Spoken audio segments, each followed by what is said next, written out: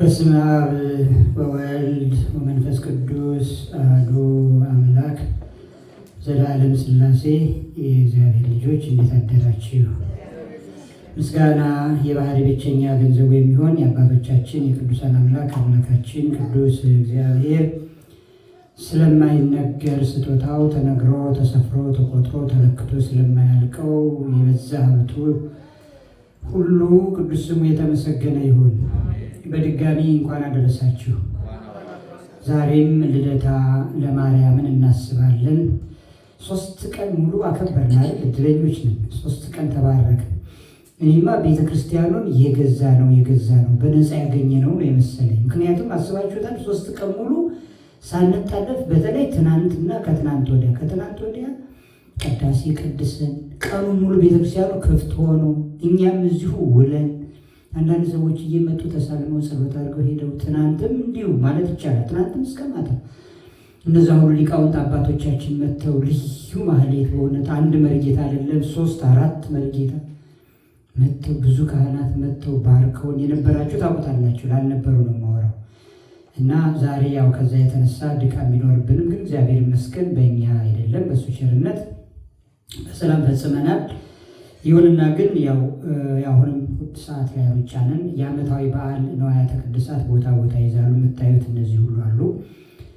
አሁን ከታመረ ማርያምም እንዳይቀርብን መርገፏን ብቻ ከወንጌልም እንዳይቀርብን ጥቅሷን ብቻ ተናግረን እሷን ግን 2 ደቂቃ 3 ደቂቃ ያህል አብራርተን ዝማሬም ደግሞ እንዲሁ እንዳይቀርብን አንድ ዝማሬ ቻናሉ ላይ የተለቀቀውን ብቻ 3 ነበር ሌላ ጊዜ የምናደርገው አይደል? ዛሬ ግን ይበልጥ ጊዜ እንደሌለን አውቀን አንድ ብቻ ነው ያደረግነው።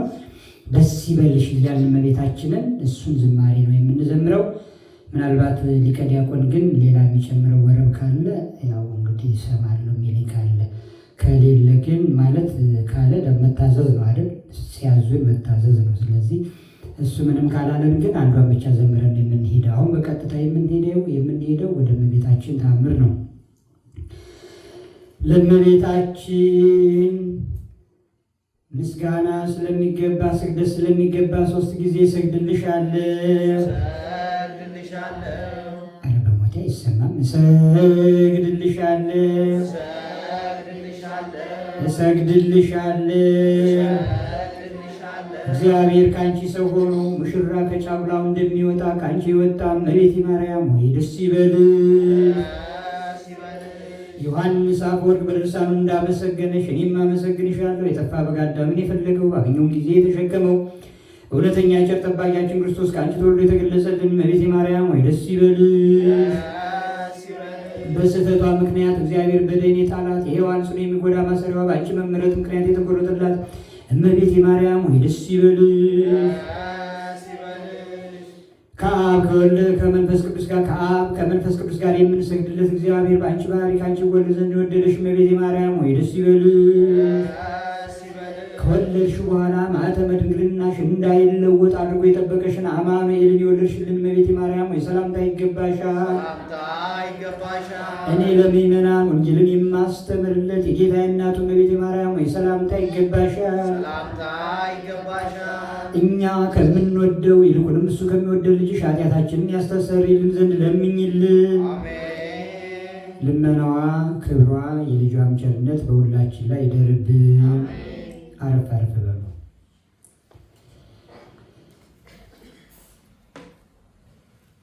ተንሥአ ኢሃሎ ዝየሰ። እስቲ በሉት ተንሥአ ኢሃሎ ዝየ። ተነስቷል በሉ ደግሞ ተነስቷል ከዚህ የለም። የሉቃስ ወንጌል ምዕራፍ 24 ቁጥር 23 ላይ ያለ ኃይለ ቃል ነው። የኤማውስ መንገደኞች የሚባሉት ሉቃስና ቀለዮጳ ባለፈው ተመረናቸዋል። ከዛው የቀጠለ ነው ይህ ንግግር ኃይለ ቃል። ክርስቶስ መንገደኞችን ሁለቱን መንገደኞች ሉቃስና ቀለዮጳን አግኝቶ መንገድ ላይ አናገራቸው። ምን ትቆዝማላችሁ? ምን ታስባላችሁ ሲላቸው አንተ ነው ነግዳ ለኢየሩሳሌም፣ አንተ ለኢየሩሳሌም እንግዳ ነህ፣ በዚህ ሰሞን የሆነውን አታውቅም? ምን እንዲህ ሆነዋል እኮ እኛ ስንጠብቀው የነበረውን መሲህን ክርስቶስን መኳንንቲነ ቀተሉ ገደሉት አለቆቻችን ብለው ማለት ሟቹን ልንለው ነበር። ክርስቶስን ክብር ይግባው ሟች አይደለም፣ እርግጥ ሞቷል፣ ግን ሞትን ድል አድርጎ ስለተነሳ ማለት ነው። እና ለራሱ ግን ነገሩት። ይህን ተምረናል ባለፈው። ዛሬ ግን የምንማረው ከዚሁ ጋር የተያያዘ ሆኖ ሌላ ነው። ምንድነው? ተንሳ ኢሃሎ ዘየሰ ተነስቷል ከዚህ የለም የሚሉ የመላእክትን ቃል የሰሙ የነገሩና አሉ ብለው ነው የሴቶቹ የነገሯቸውን ሐዋርያት ለክርስቶስ የነገሩት። ድገሙት። ተነስቷል በሉ። ተነስቷል ከዚህ የለም። ይሄንን ለሁለት አካላት ነው የምንነግረው። በደንብ ያዙት። ለሁለት አካላት እንነግራለን። አንደኛ ለሚያምኑ የምስራች ለሚፈልጉ ለሚያምኑ ክርስቶስ ተነስቷል። ሰላምታችን እሱ አይደል? ክርስቶስ ተንሥአ እሙታን። እስቲ መልሱ። ክርስቶስ ተንሥአ እሙታን አሰሮ ለሰይጣን ሰላም ኮነ።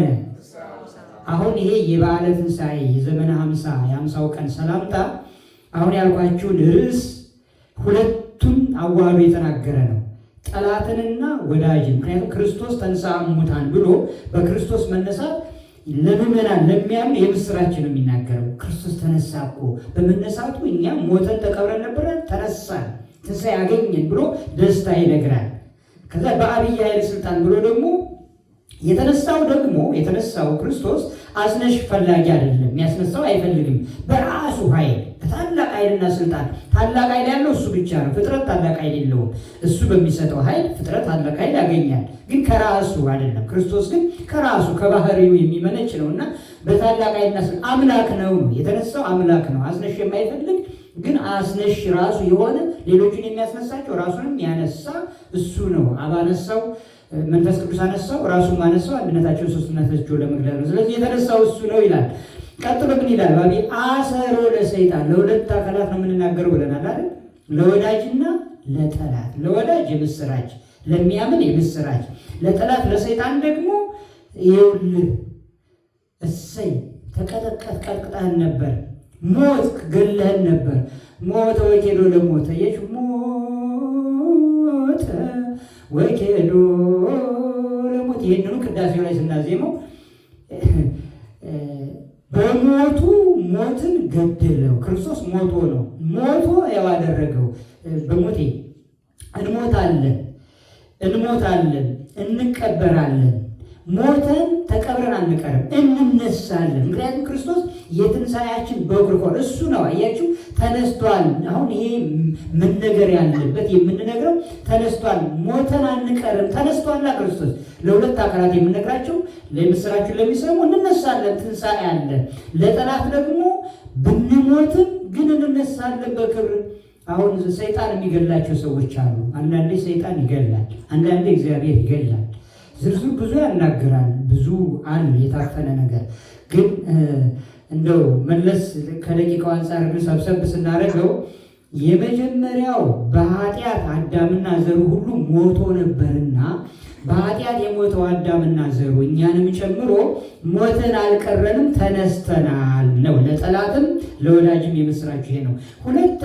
ሁለተኛ ጠላት ሰይጣን ለጠላት ብቻ የሚነገረው ደግሞ ለጠላት ብቻ የሚነገረው ለወዳጅም የሚነገረው ጠላት ሰይጣን እያደባ የሚያደባ ማድባት ያው እናውቃለን አይደል? ተሽሎክልኮ ቀስ ብሎ ተደብቆ ማለት ነው።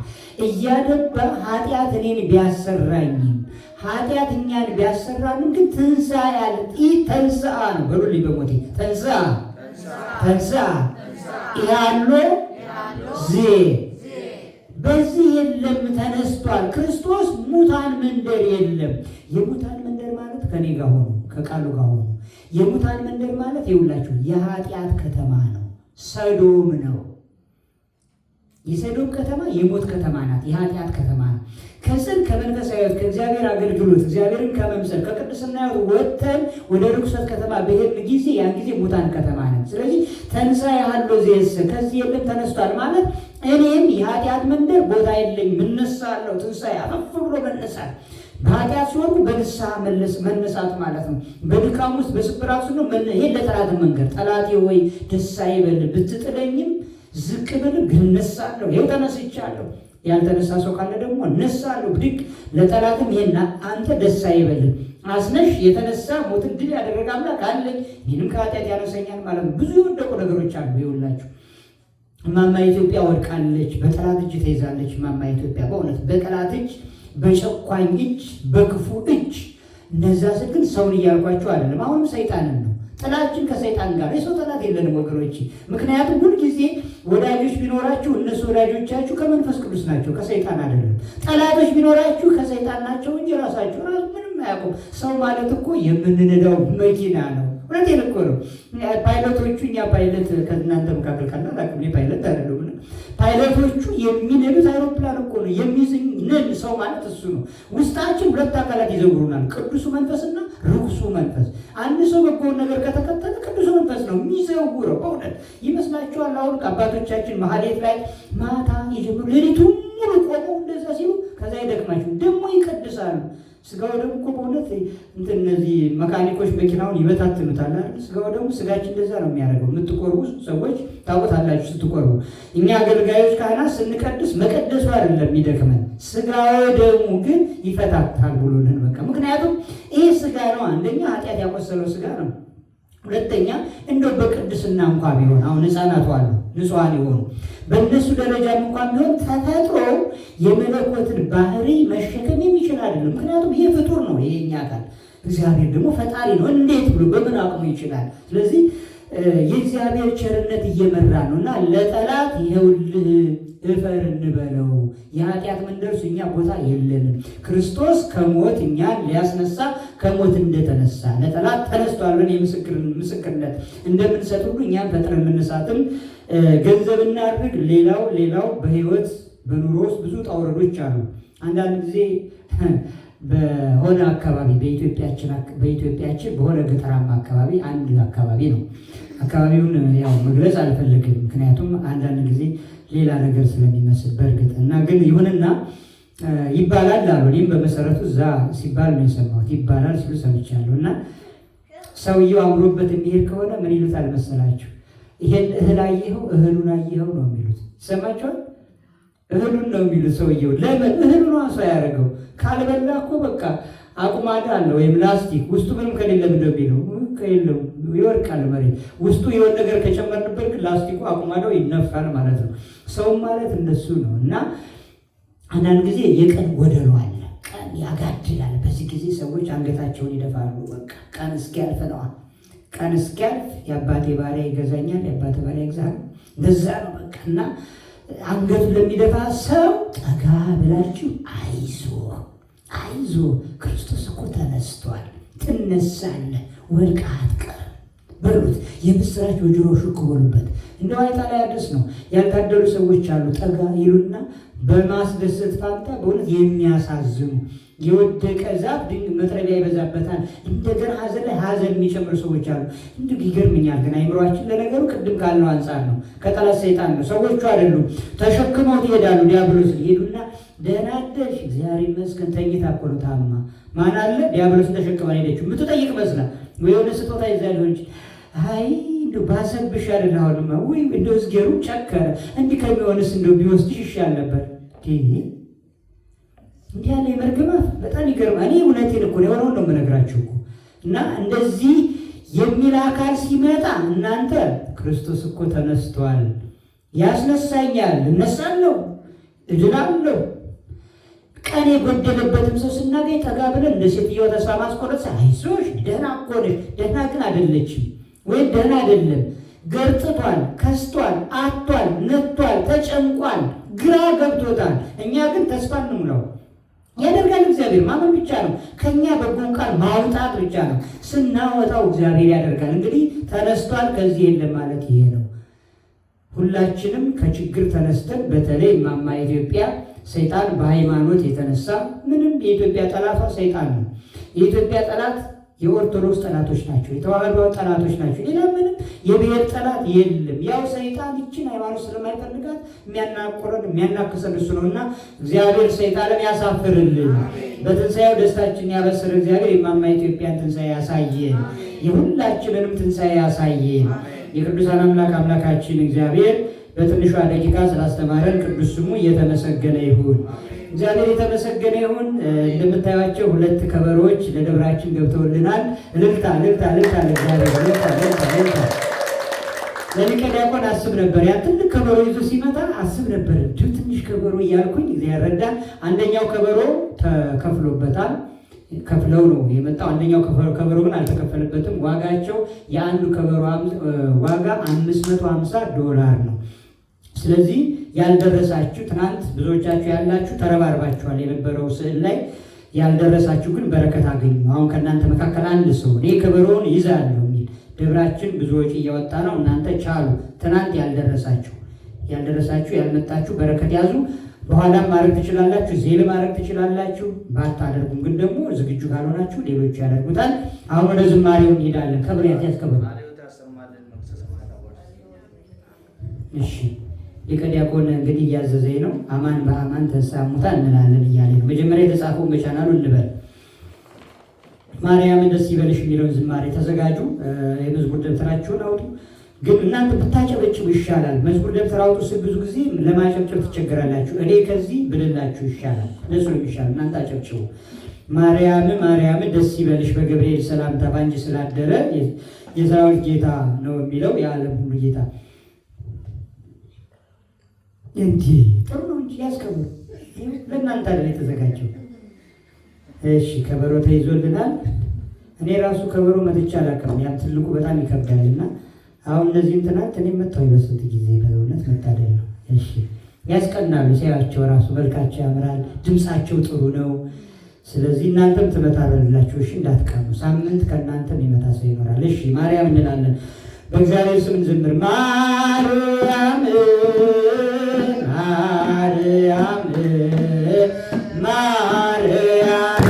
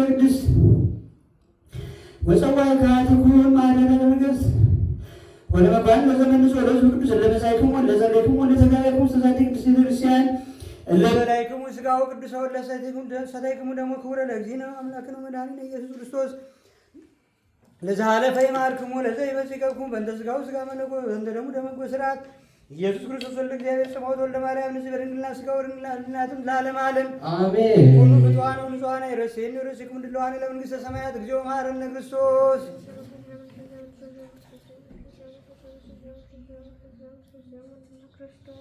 ከማሁ በእንተ ማርያም መሐረነ ክርስቶስ